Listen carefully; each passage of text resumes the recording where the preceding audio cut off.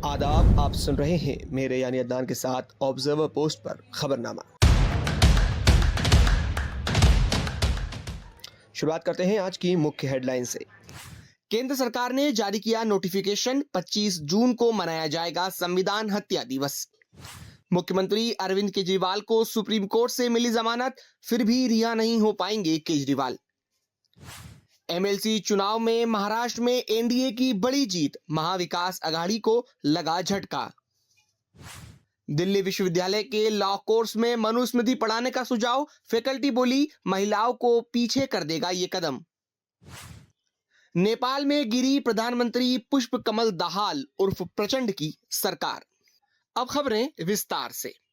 केंद्र सरकार ने शुक्रवार को बड़ा फैसला लेते हुए कहा है कि अब 25 जून को संविधान हत्या दिवस मनाया जाएगा। केंद्र ने इसको लेकर अधिसूचना भी जारी कर दी है। गृह मंत्री अमित शाह की अध्यक्षता में हुई एक बैठक में यह निर्णय लिया गया। आपको बता दें कि 25 जून 1975 को तत्कालीन प्रधानमंत्री इंदिरा गांधी ने इमरजेंसी लगाई थी। मोदी सरकार के फैसले की जानकारी देते हुए गृह मंत्री अमित शाह ने एक्स पर लिखा कि 25 जून 1975 को तत्कालीन प्रधानमंत्री इंदिरा गांधी ने अपनी तानाशाही मानसिकता को दर्शाते हुए देश में आपातकाल लगाकर भारतीय लोकतंत्र की आत्मा का गला घोट दिया था। लाखों लोगों को अकारण जेल में डाल दिया गया और मीडिया की आवाज को दबा दिया गया। भारत सरकार ने हर साल 25 जून को संविधान हत्या दिवस के रूप में मनाने का निर्णय लिया है। यह दिन उन सभी लोगों के विराट योगदान का स्मरण कराएगा जिन्होंने 1975 के आपातकाल के अमानवीय दर्द को झेला था। दिल्ली आबकारी नीति मामले में सुप्रीम कोर्ट ने दिल्ली के मुख्यमंत्री और आम आदमी पार्टी के संयोजक अरविंद केजरीवाल को अंतरिम जमानत दे दी है।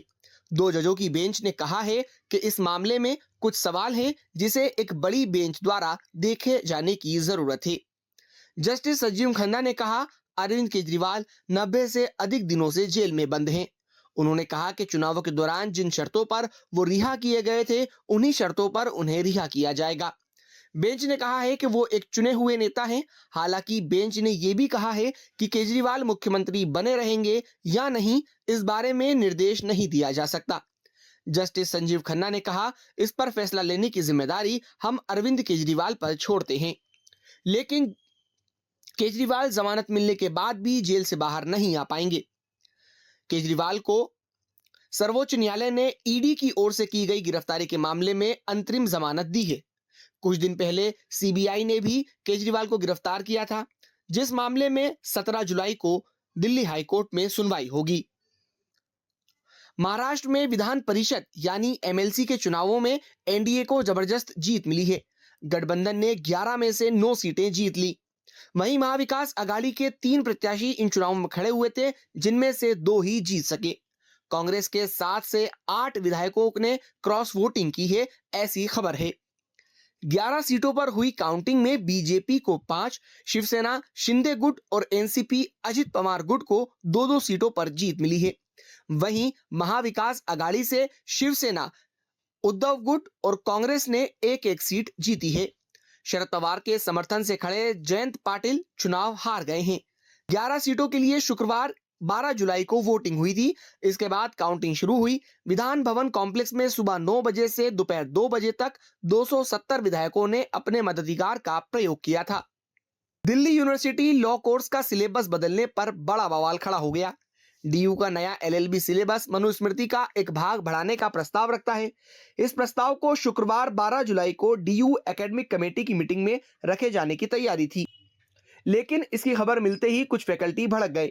उन्होंने इसके खिलाफ डीयू वीसी योगेश सिंह को पत्र लिखा। वहीं विपक्ष भी इस मुद्दे पर बीजेपी और आरएसएस को घेरने में जुट गया।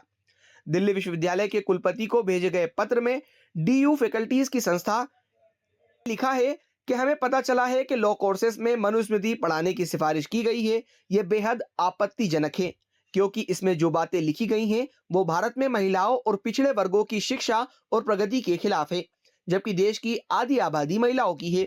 उनकी प्रगति एक प्रगतिशील शिक्षा व्यवस्था पर निर्भर करती है, ना कि पीछे ले जाने वाली प्रतिगामी शिक्षण पर।